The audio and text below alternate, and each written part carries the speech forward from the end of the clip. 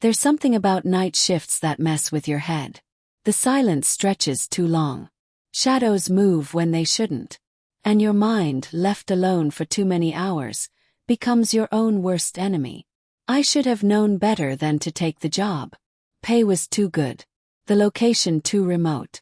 The contract too eager to remind me of the non-disclosure agreements and security clearances. But when you've been out of work for months, your judgment dulls in the face of desperation. The job posting was simple enough. Night security officer needed. High risk, high compensation. Must be able to work in isolation. There was no company name, no detailed description. Just a contact number, a date, and a place. A fuel station at a dusty junction off Route 19, somewhere in the forgotten stretches of Montana. I met them there at midnight like a scene out of a bad spy movie. A black SUV rolled up beside my beat-up Ford. Two men in suits, their faces unreadable, handed me a manila envelope. Inside was a keycard, a heavy steel badge with no name, and a single sheet of paper. Report to Site 17. No phones. No personal devices.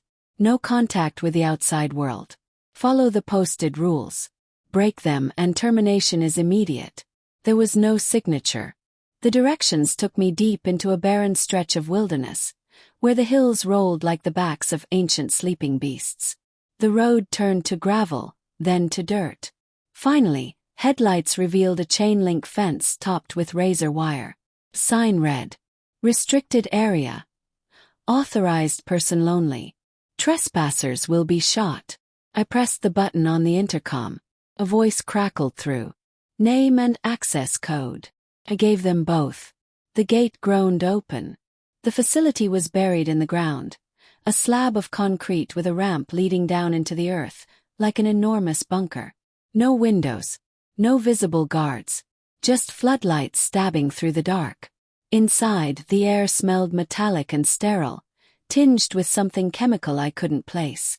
At the security desk, an older man with a hollow-eyed stare handed me a clipboard. "Sign here. You're assigned to Wing C, midnight to 8 a.m. You don't leave until relieved." He slid a laminated card across the desk.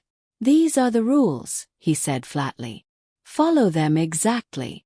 The rules were printed in bold block letters, numbered 1 to 10. Never leave your post between 12 a.m. and 3:33 a.m. for any reason. If you hear knocking on the security room door between these hours, do not open it. Monitor camera 6 at all times.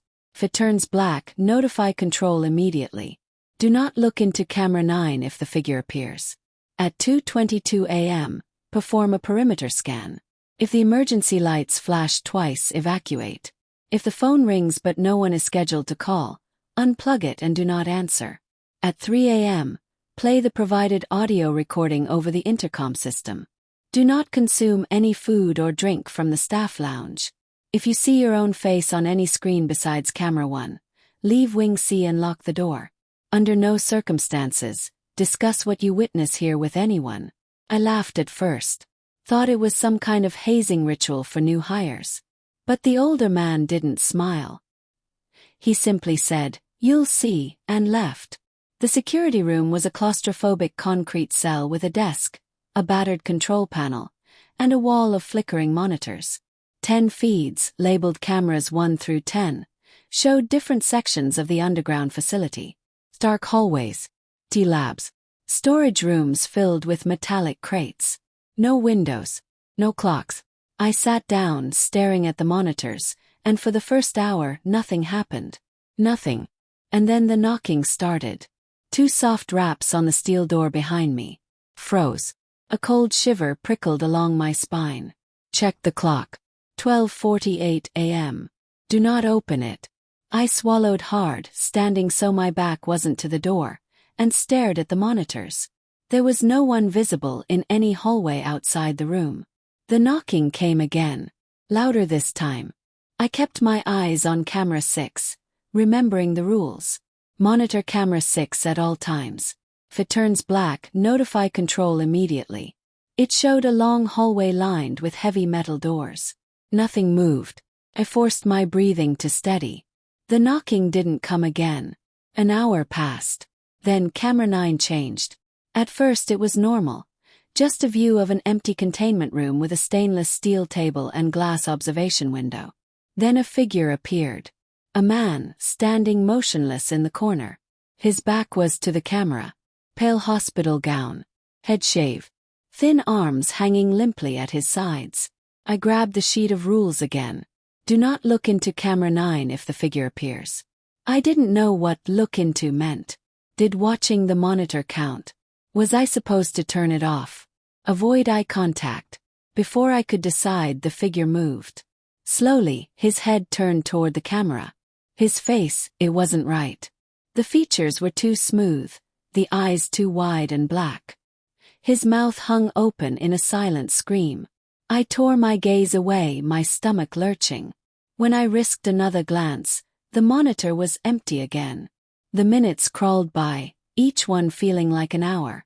At 2:22 a.m., I performed the perimeter scan as instructed, toggling through each camera feed. Everything was still. No movement. No figures. No flashing lights. I was about to sit back down when the emergency lights flickered. Once.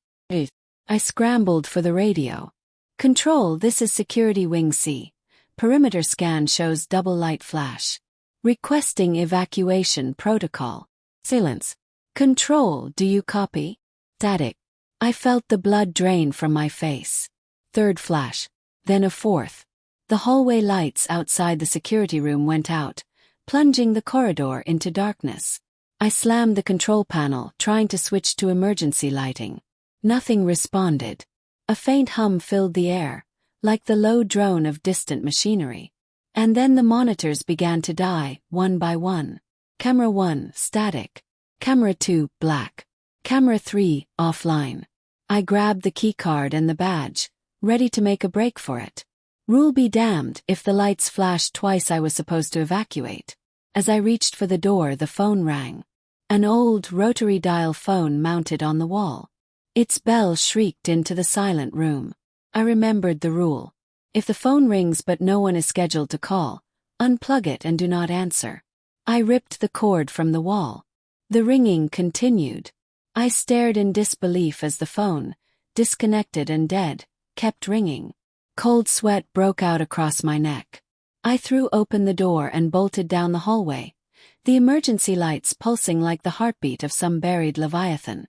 Ahead, a shape moved in the shadows. Not a person. Not an animal.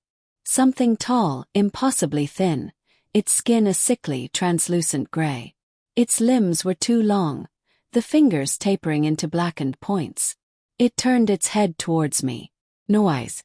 Just smooth, featureless flesh. Ran. Blindly, instinctively, down a side corridor. Behind me, the thing followed, its movements unnatural, limbs bending at angles they shouldn't. I burst through a heavy door into a storage room, slamming the lock into place. My lungs burned. My heart pounded like a drum. On the far wall, a monitor flickered to life. Camera 1. And on it, my own face stared back at me. Not through the camera lens, from inside the room. I spun around. Nothing. The room was empty. I turned back to the monitor. The reflection was still there, grinning. Its eyes black as pitch. If you see your own face on any screen besides camera 1, leave Wing C and lock the door. I didn't wait. Fled. Down the hall, through another set of doors, up the service stairwell. Behind me, the facility seemed to groan. Lights flickered. That bone-deep hum filled the air again. At the top of the stairwell was a heavy security door marked Exit C-17. It was ajar. I threw it open and stepped out into the freezing night. Above, a sky smeared with 1,000 stars stretched endlessly in every direction. The ground was empty. No SUVs. No other guards. No signs of life. But behind me, from the open door of the facility, a voice whispered my name. A voice that sounded exactly like my own. And then the door closed. I was alone. And it wasn't over. The bitter Montana air clung to my skin, biting through my thin security jacket. I stood motionless in the open lot outside Site 17, waiting for any sign of rescue. There was nothing but silence. The SUV that had dropped me off was gone. No floodlights cut through the darkness now. The stars overhead, unblinking and eternal, offered the only illumination. It should have felt like a reprieve, a breath of freedom after what I'd just endured. But it didn't. The land around me was too quiet. No wind, no insects, no rustle of trees. Just that eerie, suffocating stillness, like the world itself was holding its breath. Checked my watch. 3:18 a.m. 10 more minutes, and I would have played that recording over the intercom as instructed. I wondered what might have happened if I had stayed. If I'd followed every rule to the letter. Would I have survived the night? Or would it have been worse? Behind me, the door to the facility remained shut. No sound from within. No flickering lights. No pursuit. The rational part of my mind screamed to run, to put as much distance between myself and Site 17 as possible. But my legs refused to move. Because the voice that had whispered my name from the darkness wasn't just a mimic of my voice. It had known something. Something only I should have remembered. And that gnawing, impossible fact held me in place. I stared down the dirt road leading back to Route 19, but it seemed endless, swallowed by darkness. Had no phone. No flashlight. No vehicle. Only my badge and keycard. The badge felt like dead weight in my pocket. A low rumble stirred beneath my feet. Faint like distant thunder trapped underground. It was coming from the facility. Against every instinct I turned back to the door. I don't know what compelled me. Maybe it was guilt. Maybe it was sheer, morbid curiosity. Or maybe it was something deeper, some unseen pull in my gut. I pressed my palm to the badge scanner. A green light flickered. The door unlatched with a dull hiss.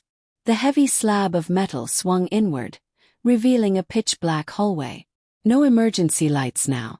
Just utter darkness. I hesitated. The night air felt like a shield behind me. But something in that darkness shifted. Sound barely perceptible. Breathing. Ragged, uneven, too close.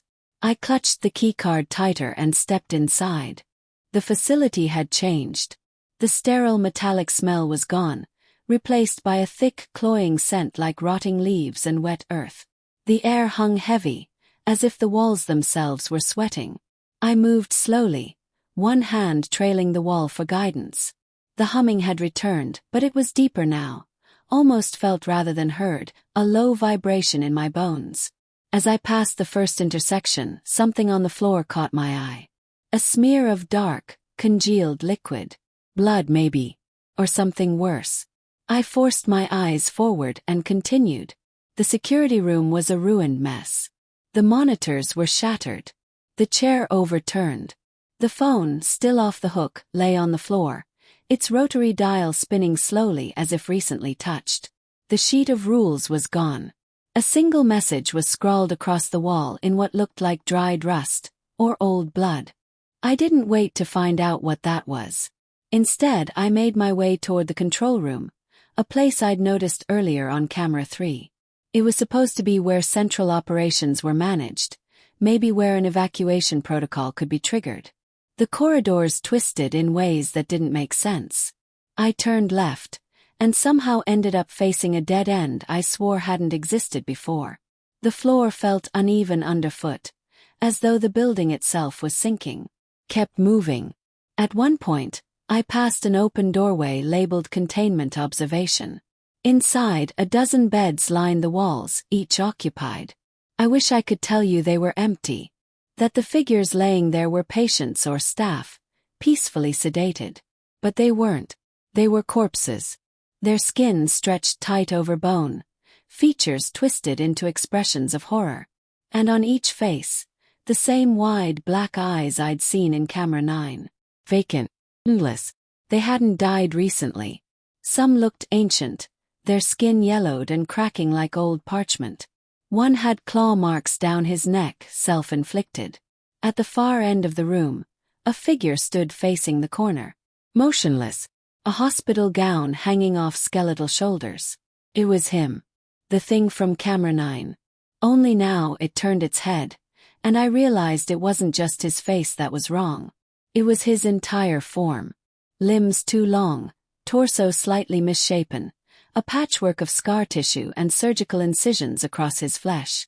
And where his mouth should have been, there was nothing but a gaping hole that split down his throat like an unhealed wound. I didn't stay to see if it would move. I bolted down another corridor, the air growing warmer, thicker. The humming grew louder, accompanied by a deep, rhythmic pulsing. Sounded like a heartbeat. The walls themselves throbbed slightly in time with the noise. And then I saw it. Security panel labeled Vault C. A thick, reinforced door with an array of warning signs. Biohazard Level 5. Unauthorized access strictly prohibited. Beside it a card reader. I hesitated. Every instinct told me to turn back. But the badge in my pocket felt warm against my thigh. I drew it out. To my surprise, the reader accepted it. A soft green light blinked once, and the door groaned open. Beyond it a single chamber. And in that chamber, something I will never forget. It wasn't a lab. Not anymore. It was a nesting ground. The floor was covered in a thick, organic sludge, like blackened moss mixed with decayed flesh. Strange tendrils hung from the ceiling, pulsing faintly. And in the center a figure knelt. Or what had once been a man. His body was bloated, distended. His flesh partially fused with the material around him. Tubing ran in and out of his arms, neck, and chest. A crown of metal implants circled his skull. He lifted his head at my approach. And it was me. Not a doppelganger, not a twin. It was my face. My voice when it spoke. "You shouldn't be here," it rasped. I stumbled back. "What the hell is this?" It laughed, a broken, wheezing sound. "This place was never meant for you. None of this was. You were a replacement. A contingency." I didn't understand. "You're lying." "Am I?" The thing grinned. "You think you took a job. Think you signed up for a night shift at a lab. But you didn't." It raised a hand, pointing at the tendrils above. "This facility. It doesn't hire guards. It consumes them." My head spun. It couldn't be true.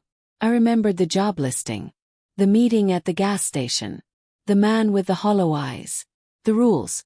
But those could have been planted. How do I get out? The creature's grin widened. "There's no out. Only down." The walls seemed to pulse faster, the heartbeat sound growing deafening. I backed toward the door, but it slammed shut, trapping me inside. The thing on the floor reached out, its fingers merging with the tendrils. "The final rule," it hissed. "What rule?" Its voice was a whisper now. "At dawn, you replace me." And as the darkness swallowed the room, I understood. I wasn't meant to leave. I was meant to stay. I don't remember blacking out. One moment, the chamber's thick, fetid air pressed against my lungs, and the next, nothing. A suffocating void. No sense of time. No up, no down. And a voice. Not mine. Not the creature's. A low, female whisper. Smooth like silk dragging across glass. My eyes snapped open. I was lying on a cold, slick surface. The walls were no longer steel and concrete but a mottled, organic material, the color of bruised flesh. The air was heavy with a coppery scent, like blood baked into old soil. I pushed myself up, and the floor squelched beneath my palms. Gone was the Vault C chamber. Gone was the creature with my face. I was somewhere deeper. A tunnel stretched ahead, its walls pulsing with that same sickly heartbeat rhythm. Tendrils dangled like overgrown roots from a ceiling I couldn't see. Patches of fungus and pale, slug-like growths covered the floor. In the distance, a faint orange glow. I moved toward it. The tunnel seemed endless. Every few feet, the walls would subtly shift, reshaping themselves as though breathing. The air shimmered, distorting vision and sound alike. I passed things along the way. Remnants of what might have once been people. A bloodied security badge embedded in the wall. A half-dissolved pair of glasses. A broken flashlight, its beam flickering weakly against a pile of bones. Each object whispered of someone who had come before me, Someone who had also believed they could follow the rules and survive the night. But none had. The glow ahead grew brighter. It wasn't fire. It was a pool. A shallow, viscous liquid the color of old amber filled a wide chamber ahead, its surface disturbed by slow, rippling movements. I stepped closer and saw faces, dozens of them half-submerged, their mouths open in soundless screams. Eyes bulging, skin translucent, floating just beneath the surface. My stomach lurched. A voice spoke again. I spun around searching for its source. And there she stood. A woman, or what remained of one. She wore the tattered remains of a lab coat. Her skin was paper-thin, veined with black. Her hair hung in greasy clumps, and her eyes. They were entirely white, featureless like milky glass orbs. But it was her smile that chilled me most. A gentle, almost pitying thing. How do you know my name? She tilted her head. I shook my head. No. Took a job. One night shift. I'm not part of this. Soft laugh. She gestured to the pool. They were guards too. Replacements. Failures. Pieces of an old design. I felt my throat tighten. What is this place? She stepped closer, the air around her warping. An ark. A womb. A vault for what was and what will be. Her hand brushed my cheek, cold as death. And soon, you'll be a part of it. I staggered back. No. I bolted for a tunnel on the far side of the chamber.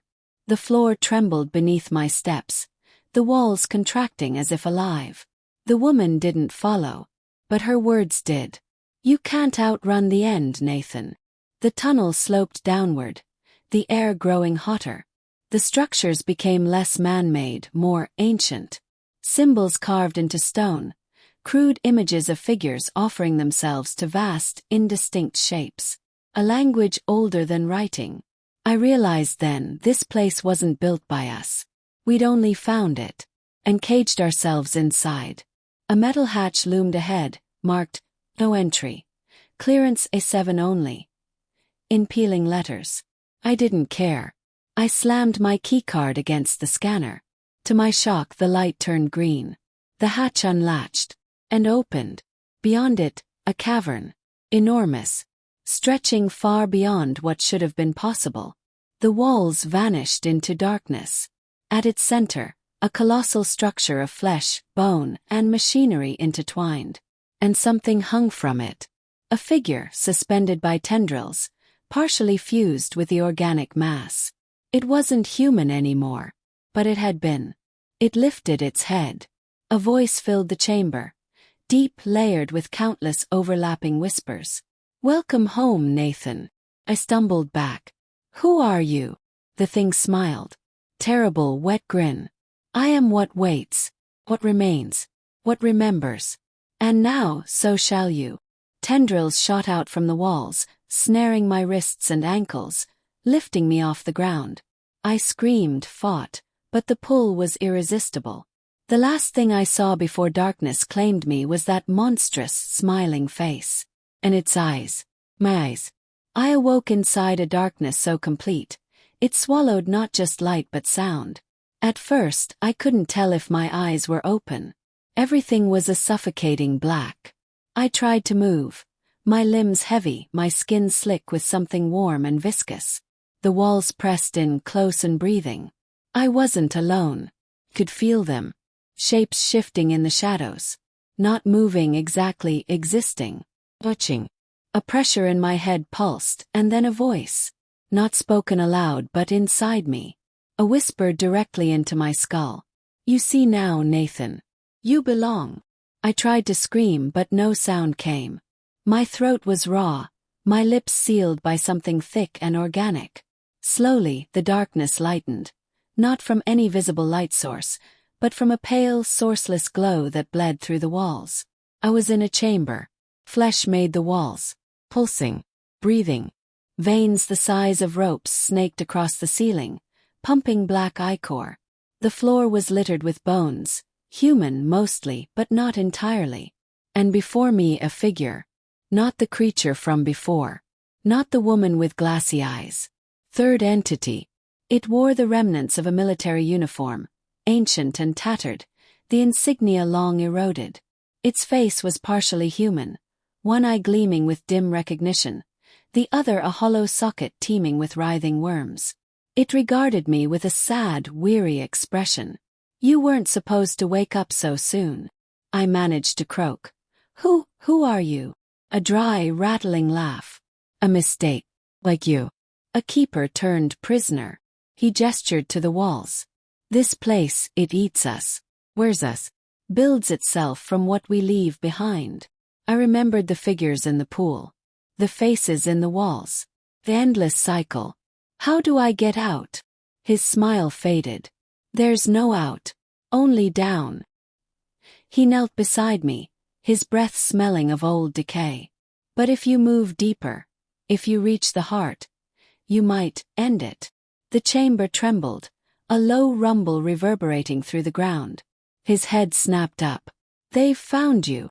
Without another word, he pressed a jagged shard of metal into my palm, a crude, makeshift knife, its edge caked with dried black blood. "Cut yourself free. Go now. Or be one of them." Then he vanished into the walls, his form melting like mist. I wasted no time.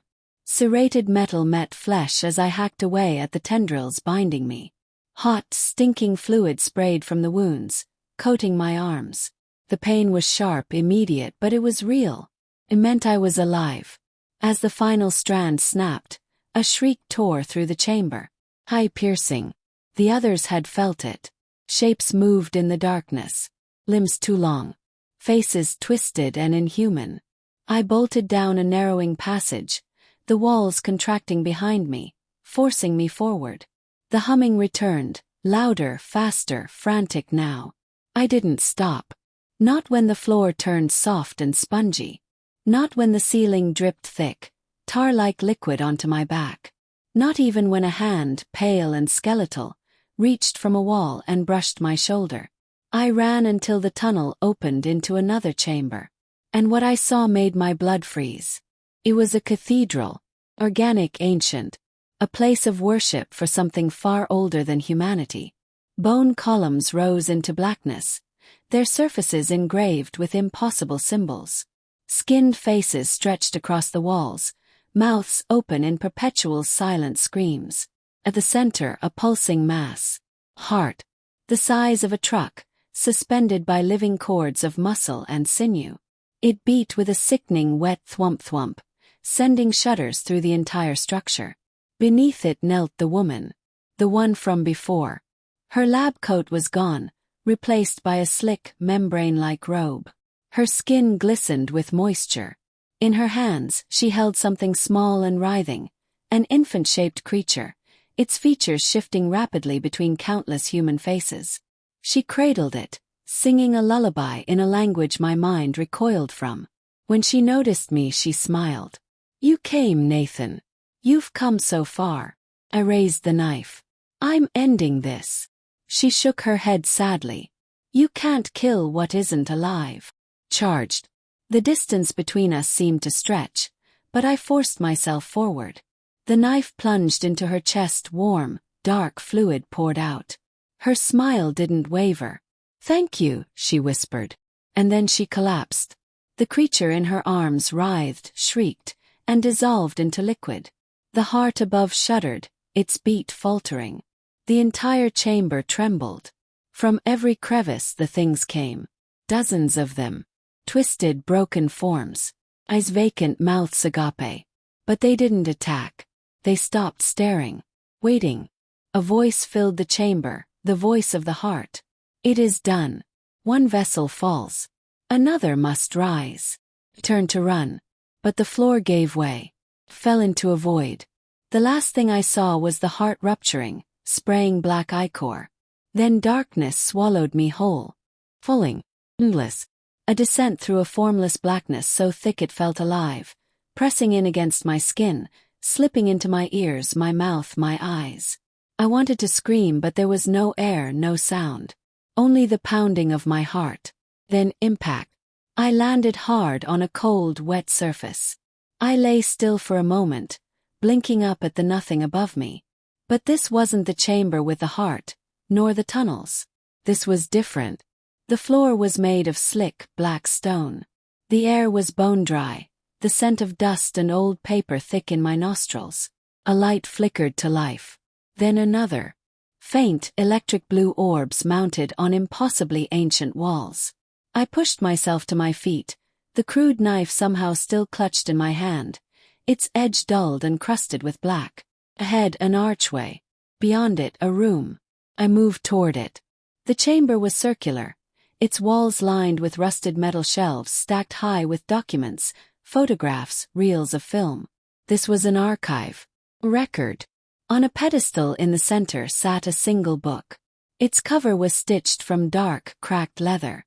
The title was burned into it in flaking gold letters. Opened it. The pages were brittle, yellowed with age. Each one listed names, dates of birth, dates of death, method of integration. Page after page. Then I found mine. Nathan Carter. Born 1987. Integrated, pending. Cycle. 1190. Beside it a blank space. An empty line. I turned the page. Map. A diagram of the lab. No, not a lab. A structure built atop something ancient. The diagrams were crude, indicating tunnels, vaults, the heart chamber. And at the bottom one word. Boot. A final chamber, deeper than any I'd yet seen. I knew what I had to do. I tore the page from the book and followed the map. Through rusted gates, down crumbling stairways slick with moisture, past ossuaries filled with ancient bones. Everywhere faces. Not hostile, not pleading, just watching. They had no mouths now, no eyes, just smooth, stretched skin. But somehow I could feel their gaze, 1,000 unseen witnesses. Downward, always downward. At last a massive iron door. Root was carved above it in jagged, primitive script. Pushed it open. And there it was. The root. A vast, gnarled mass of flesh, bone, and metal fused into a grotesque throne. On it sat a figure. It was me. Or a version of me. A rotting ancient corpse, its eyes long decayed, its teeth bared in a permanent grin. On its head, a crude crown of twisted wires and bone. In one skeletal hand a book. In the other a knife identical to mine. Around it, hundreds of figures in tattered uniforms, some centuries old, kneeling in perpetual worship. The voice came again. The vessel is returned. The cycle may begin. I dropped to my knees, my limbs betraying me. I fought it, every muscle screaming in resistance. No, I rasped. Not me. A shape moved from the shadows. The woman. Somehow still whole, her form ghostly and transparent. She knelt beside me. It was always you, Nathan. From the first cycle to the last. You were the first guard. The first to open the vault. And the first to fall. Every time. I shook my head, tears streaming. I don't remember. She smiled. They make you forget. Every time. But the place remembers. The corpse on the throne twitched. Soundless groan. I felt the knife in my hand move, pulled by some unseen force. I knew what was coming. To join the throne. To begin the next cycle. But this time no. Lunged. Not for the throne. For the root. I drove the blade deep into its pulsing core. The chamber exploded in light. The scream that followed was the sound of 1,000 minds breaking at once. The walls shuddered. Figures dissolved. The corpse on the throne burst into dust. The woman's smile widened. At last. The root writhed, tearing itself apart. The ceiling caved in. Darkness. And silence. I woke on the lab floor. Fluorescent lights overhead. The steady hum of machinery. My uniform was clean. My badge read, Nathan Carter, Night Security. The clock on the wall, 12:01 a.m. Clipboard sat nearby. A list of rules. The same rules. Rule number 1. Do not leave your post before dawn. Rule number 2. If you hear knocking, you didn't. I stood on shaking legs. The place looked as it always had. But the walls seemed quieter. less alive. A voice spoke from a nearby intercom. Report to Vault C for routine inspection. My blood ran cold. I looked down. The knife still in my hand. But this time no blood. I walked to the door, leaving it behind. A final rule came to mind, one I hadn't seen written down but felt in my bones. Never go back. This time I didn't.